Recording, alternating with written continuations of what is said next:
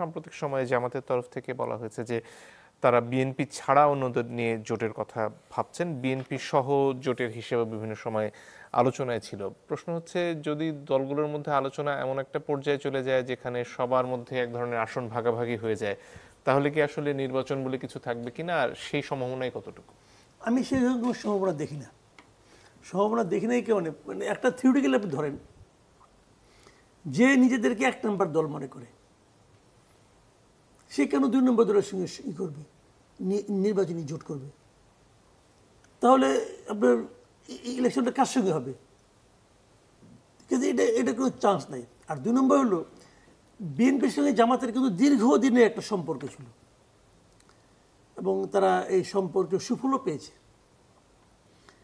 BNP নানা সময় জামাতের উপর নির্ভরশীল ছিল, কিন্তু আমি যতটুকু বুঝি বিএনপির মোহভঙ্গ খুবই নির্মমভাবে হয়েছে। কিভাবে? বিভিন্ন সময় জামাতের যে এই সময়ের যে ভূমিকা এবং বিএনপির বিষয়ে জামাতের সম্পর্কে যে জামাতের যে ভূমিকা, এটা বিএনপি খুব সহজভাবে নেয়নি। বিএনপি যা কিছু বলতেছে, জামাতের যে সমস্ত দাবি দেওয়া যেগুলো আছে, এগুলো তো জামাত মানে বিএনপির সঙ্গে যায় না, একদমই যায় না। কাজেই আমার মনে হয় না যে বিএনপি জামাতের উপর আর ডিপেন্ড করতে চাইবে, সম্পর্ক করতে চাইবে। আপনি মনে আছে কিনা যাই না, আপনি এই জামাত কিন্তু আওয়ামী লীগ সরকারের পতনের আগেই বলছিল যে বিএনপির সঙ্গে আমাদের আর কোনো জোট নাই। এই শফিকুর রহমান সাহেব কিন্তু বলছিল, যখন তারা বিপদে, তখন তো জামাত মোটামুটি বিপদগ্রস্ত, সেই অবস্থাতেও তারা দাবি করতেছে তারা বিএনপির সঙ্গে কোনো জোটের মধ্যে আর নাই তারা কোনো কিছু। এই জোট কিন্তু বিএনপি ভাঙে নাই, জামাত ভেঙে দিয়েছে বেসিক্যালি। তো এই অবস্থায় আর এখন বিভিন্ন জায়গায়, বিভিন্ন প্রশাসন এবং বিভিন্ন স্তরে জামাত বিএনপির মধ্যে কিন্তু একটা টাগ অফ ওয়ার আছে। বিশেষ করে প্রশাসনও তো আছেই, যে মানে জামাত কাকে দিবে। যেমন ঢাকা ইউনিভার্সিটি ডাকসু নির্বাচন হয় না আপনার, এখানে আসলে লড়াইটা কার সঙ্গে হচ্ছে? স্টুডেন্টে হচ্ছে, আমরা দেখতেছি মানে ভিজুয়ালি, বাট এর পেছনেও কিন্তু একটা লড়াই কিন্তু আছে। ঢাকা ইউনিভার্সিটি তিনি ভিসি, উনি তো জামাতের লোক রে ভাই। উনি চট্টগ্রাম ইউনিভার্সিটিতে জামাতের মানে খুবই ক্যাডার ছিলেন একজন, এটা তো অনেকেই জানে। এবং এটা মানে একজন লোক তো আমি জানি যে উদিচি করতেন, যে হিলাল ফয়েজি নামে এক ভদ্রলোক, উনি তো ফেসবুকে একটা স্ট্যাটাস দিয়েছিলেন যে ওনাকে যখন অপহরণ করে নিয়ে যাওয়া হয় হল থেকে, যে 2 জন লোক ওনাকে অপহরণ করে নিয়ে তার মধ্যে একজন উনি ছিলেন। আমি ওনার স্ট্যাটাসে পড়েছি এটা। তো এখন এই সমস্ত ঘটনা প্রভাব জানেন জামাতের, আপনি এটাই দেখেন না কেন, আপনার এই যে 5ই আগস্টের পরে জামাত কিনে যখন মিটিং হলো, জামাতের কমিটিটা কে, এটা আমরা প্রথম চিনলাম কবে? যখন নাকি ভিসি সাহেব যখন মিটিং রাখলো সব স্টুডেন্টদের নিয়ে, তখন চিনলাম। মানে আমরা চেনার আগে উনি চিনেন যে শিবিরের কে কে কে কোন পদে আছে। তো এটা তো জানা কথা রে ভাই, সব ইউনিভার্সিটি এই সমস্ত জায়গায় হচ্ছে। তো এইগুলি কিন্তু বিএনপির পক্ষে যাচ্ছে না। তো বিএনপি নাকি এনজয় করতেছে না। কাজে বিএনপির সঙ্গে জামাতের জোট হওয়ার থিওরিটিক্যালি কোনো স্কোপ নাই, আর প্র্যাকটিক্যালি তো আরও নাই। ভোটের বাজারে তো 1 আর 2 এর সঙ্গে হয় না। এখন 2 এর সঙ্গে 3-4 হতে পারে। 2 কে আমরা জানি মোটামুটি জামাত, 3-4 কে 3-4 যদি আপনার জাতীয় পার্টি যদি ইলেকশন করতে পারে, তো জাতীয় পার্টি তো 2 এর দাবিদার, ওরা তো 2 এর দাবিদারের ভাই, যে আমি 2 অমু।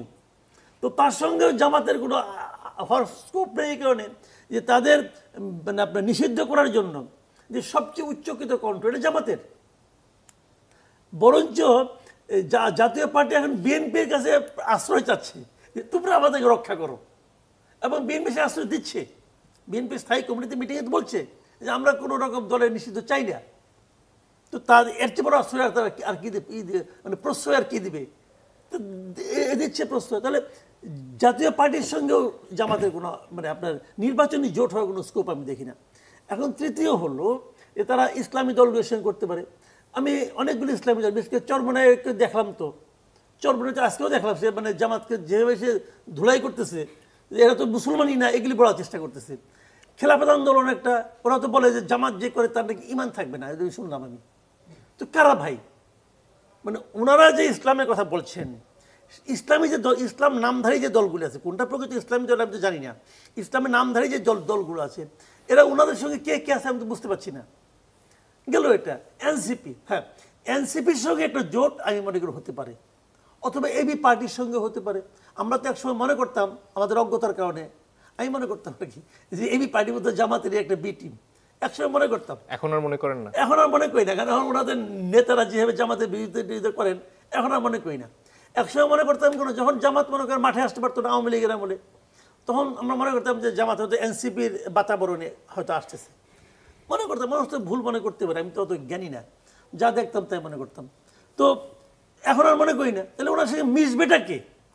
মানে আমি একমাত্র এনসিপি ছাড়া আর কোনো সম্ভাব্য দল দেখি না যে যারা জামাতের সঙ্গে মিশবে। আর এনসিপির সঙ্গে মিশলে পরে জামাতের কি খুব একটা লাভ হবে না ক্ষতি হবে, এটা জামাত হিসাব করা দরকার। জামাত এনসিপি যাবে না, জামাত এনসিপির ক্ষতি হবে। I don't believe. তাহলে এনসিপি না গেলে তাহলে ওনাকে একে ইলেকশন করতে হবে। আর যদি জাতীয় পার্টি ইলেকশন করতে পারে, জাতীয় পার্টির মূল সমস্যা জানেন এই মুহূর্তে আমি যেটা বুঝি, যদি তারা ইলেকশন করতে পারে তাহলে তাদের মূল সমস্যা হয়ে যাবে তাদের প্রার্থী নাই, তাদের ভোট আছে কিন্তু প্রার্থী নাই, এটা হলো মূল সমস্যা ওদের। তারপরে মনে করেন লাঙ্গল টাঙ্গল আছে, মার্কা তো আছে, তো অনেক কিছু হতে পারে, অনেক কিছুই হয়ে যেতে পারে। সেক্ষেত্রে যা কিছুই হোক, যদি জাতীয় পার্টিকে শেষ পর্যন্ত নিষিদ্ধ না করতে পারে জামাতের এই ইলেকশনের যে প্রতিযোগিতা, সেখানে জামাত একটা ভালো ধরা খাবে। জি, ধন্যবাদ। ডক্টর শাহান্ত, আপনার কাছে ফিরে আসি। বিএনপির কি জোট নিয়ে ভাবনা আছে কিনা, বা বিএনপি অন্যদের সাথে জোট করে কি লাভবান হওয়ার কিছু আছে কিনা এই নির্বাচনকে কেন্দ্র করে? বিএনপির জোট নিয়ে ভাবনা আছে এবং বিএনপি জোট করতে চায়। জোট এই অর্থে করতে চায় যে বিএনপির অনেক আগে থেকে তাদের দলীয় অবস্থান হচ্ছে জাতীয় সরকার। যদিও এটা ওই অর্থে জাতীয় সরকার কিভাবে হয় জানি না। বেসিক্যালি বিএনপি তার সমমনা যে দলগুলি ফ্যাসিবাদ বিরোধী আন্দোলনে, গণতন্ত্র পুনরুদ্ধারের আন্দোলনে সবসময় সহযোগী ছিল, তারা যদি এমপি হয়ে আসে, সেটা তাদের জোটে থেকে হোক অথবা আলাদাভাবে দলীয় ব্যানারেই হোক, তাদেরকে সরকার পরিচালনায় বিএনপি সঙ্গে রাখবে। তো সেটা হলো জাতীয় যারা তাদের সমমনা হিসেবে একসঙ্গে থাকবে না অথবা আসতে চাইবে না, তাদেরকে তো নিবে না, এবং জামায়াত ইসলামকে বিএনপি নিবে না ঘোষণা দিয়ে রেখেছে। সুতরাং একসময় তো যুগপৎ আন্দোলনে ছিল, কিন্তু যুগপৎ থাকলেও বিএনপি এখন তাদের সঙ্গী বেছে নিবে পরিবর্তিত পরিস্থিতিতে। সেই ক্ষেত্রে বিএনপি জামায়াতকে সঙ্গে রাখতে চায় না, সেই ঘোষণা স্পষ্ট করে দিয়েছে বিএনপি। ফলে বিএনপি তাদের যে রাজনৈতিক কৌশল, রাজনীতিটা আসলে যে যা কিছুই বলি আমরা, এটা একটা কৌশলের খেলা। এই কৌশলের খেলায় আপনার আজকে যেটা মনে হবে যে এটা ঠিক হচ্ছে না, কালকেই মনে হবে এটা ঠিক হয়েছে। আবার আজকে যেটা মনে হবে যে ঠিকই আছে, কালকে মনে হতে পারে ঠিক হয় নাই। কিন্তু সময়ের প্রয়োজনে কৌশল নির্ধারণ হয়। সেই কৌশলের খেলায় জামায়াত ইসলামের সঙ্গে বিএনপির এই মুহূর্তে জোট হয়ে কিছু করার কোনো সুযোগ নাই। এখন নির্বাচন প্রশ্নে যেহেতু এনসিপি এবং জামায়াত ইসলাম একটা ভিন্ন অবস্থান নিয়েছে, যে নির্বাচন যত পেছাতে পারে ততই এই দল দুটি তাদের লাভ হবে মনে করে, যে বিএনপির বিরুদ্ধে কিছু চাঁদাবাজির অভিযোগ, কিছু দখলের অভিযোগ, তাদের নিজের কোঅর্ডিনেশনের কিছু সমস্যা বিভিন্ন জায়গায়, এইসব নিয়ে বিএনপিকে যদি প্রশ্নবিদ্ধ করা যায় এবং যত সময় যায়, জামায়াত 16 বছর যে রাজনৈতিক কর্মসূচি প্রকাশ্যে চালাতে পারেনি, সেটা যদি এখন প্রকাশ্যে চালাতে পারে, তাহলে তাদের পজিশনটা আরেকটু স্ট্রেংথেন হবে। ঢাকা বিশ্ববিদ্যালয়ের মতো জায়গায় ছাত্র শিবির প্রকাশ্যে সাংগঠনিকভাবে কার্যক্রম চালাতে স্বাধীনতার পরে কখনো পেরেছে? এই এখন পারছে, তো তারা এখন নিজেরা প্যানেল দিয়ে নির্বাচন করতে পারছে। এইটা তাদেরকে ওইখানে সমর্থক বাড়াতে বা দলের যে সক্ষমতা বাড়াতে ভূমিকা রাখছে না।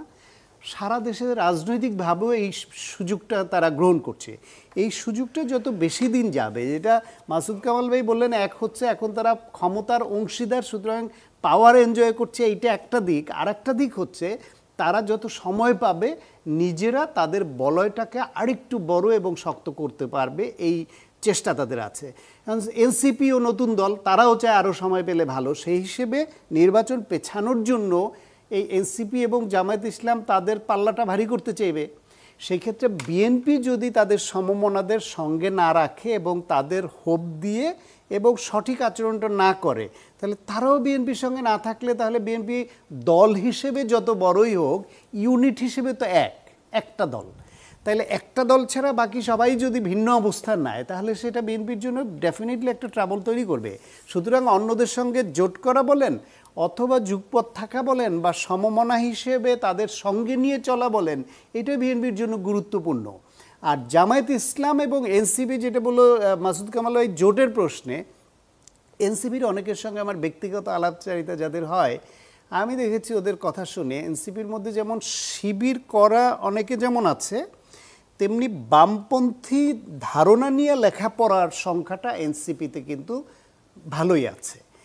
তারা জামায়াত ইসলামকে গণতান্ত্রিক ধারায় রাজনীতি করার অধিকার এবং যে পজিশন, এইটা আমরা গণতন্ত্রের স্বার্থে মেনে নিচ্ছি, এটা যেমন সত্য, পাশাপাশি আবার তাদের সঙ্গে জোটে গিয়ে এনসিপির মতো নতুন একটা দল স্বাধীনতা বিরোধী এই তকমাটা শুরুতেই তারা তাদের গায়ে লেপটে নেবে কিনা এটা নিয়ে এনসিপির মধ্যেই প্রশ্ন আছে। এবং দলগতভাবে তাদের অনেকের দ্বিমত আসছে যে জামায়াত ইসলামের সঙ্গে যদি জোটে যায় তাহলে ২৪-এর গণ অভ্যুত্থানের পরে তারা যে ৭১কে ঢেকে দিতে চায় বলে যে একটা আলোচনা আছে, এই আলোচনাটা এস্টাবলিশড হয়ে যায়। ফলে কৌশলগতভাবে ভেতরে তাদের অনেক বিষয় একমত হলেও যে ফর্মাল যে জোট হওয়া, এটা জামায়াত ইসলাম এবং এনসিপি কার্যত হবে না, এটা আমার ধারণা। কিন্তু জামায়াত এবং এনসিপির, বিশেষ করে জামায়াতের উচিত হবে তাদের সক্ষমতা যাচাইয়ের জন্য হলো একা নির্বাচন করা, কারোর সঙ্গে এভাবে জোটে না গিয়ে। তারা তো বিভিন্ন জরিপের রেফারেন্স দিয়ে বলছে যে তাদের জনপ্রিয়তা, সক্ষমতা, পজিশন অনেক বেড়েছে। লেটস দেম জাজ যে তারা আসলে কত দূরে গেল। এখানে একটা প্রশ্ন স্বাভাবিকভাবে আসে যে মাঠ পর্যায়ে আসলে একটি জোট হলে আসন ভাগাভাগি যখন করা হবে তখন বিএনপির নেতারা স্বতন্ত্র যে দাঁড়িয়ে যাবেন না সেখানে নমিনেশন না পেলেও, সেটা নিশ্চয়তা আসলে এইটা একটা সম্ভাবনা আছে। বিএনপির জন্য এবার বড় যে ক্রাইসিসগুলি এবার আসবে তার মধ্যে একটা হচ্ছে নমিনেশন প্রক্রিয়া শুরু হলে নির্বাচনে, ২৪-এর নির্বাচনে এবং ১৮ নির্বাচনে আওয়ামী লীগ যে সংকটটা ফেস করেছে, তাদের নেতারা মনে করতো দলের টিকিট পাওয়া মানে আমি এমপি। বিএনপি এবার মনে করা হচ্ছে আওয়ামী লীগ যেহেতু ব্যান এবং তারা সিনের বাইরে, অন্যতম বড় দল হিসেবে বিএনপি এবার একচাটিয়াভাবে হয়তো ভোটের পার্সেন্টেজে অন্যরা যে যতটুকুই পাক, নির্বাচিত হয়ে আসার মতো পজিশনে বিএনপির বাইরে অন্য দলের ক্যান্ডিডেটরা খুবই কম আছে। সেই ক্ষেত্রে বিএনপির নমিনেশন পাওয়া মানে টিকিট পাওয়া মানে আমি এমপি, এইটা অনেককে মরিয়া করবে। সেখানে টাকার ব্যবহার, ক্ষমতার ব্যবহার এবং দলের সিদ্ধান্তে ওই লোকালি ওই প্রভাবশালী নেতাকে না নিয়ে জোটের কাউকে বা অন্যকে দিলে ওইখানে একটা তাদের যে বাধা তৈরি করা যে নেতার বিরুদ্ধে, অথবা স্বতন্ত্র ইলেকশন করা, অথবা অন্য দলে চলে গিয়ে অন্য দলের ব্যানারে ইলেকশন করা, এইটা বিএনপির জন্য একটা সংকট হতে পারে। তাদের স্ট্র্যাটেজি নিতে হবে এটা কিভাবে তারা ফেস করবে। দ্বিতীয় হলো, দল ক্ষমতায় আসার পরে একচাটিয়াভাবে যদি অত্যাধিক আসন তারা পেয়ে যায়, সেই ক্ষেত্রে যদি বিরোধী দল বলতে কার্যকর কিছু না থাকে, মানে সংখ্যার বিবেচনায় সংসদে, তাহলে তারা সেই দেশটাকে কিভাবে চালাবে, যেখানে বিএনপির কেন্দ্রীয় পর্যায়ের যে চেইন অফ কমান্ড তৃণমূল পর্যায় পর্যন্ত এখনই সেটা মানাতে পারছে না, এই যে দখল চাঁদাবাজি প্রশ্নে অনেক বহিষ্কার করেও। ফলে নমিনেশন এবং এটা নিয়ে এই ক্রাইসিস বিএনপির হয়তো হবে, কি স্ট্র্যাটেজি বিএনপি নেয় সেটা দেখার বিষয়। সেই ক্ষেত্রে বিএনপি জোটের যাদেরকে নমিনেশন ছেড়ে দিবে তার দলের নেতা হয়তো ওইভাবে স্বতন্ত্র দাঁড়িয়ে যেতে পারে।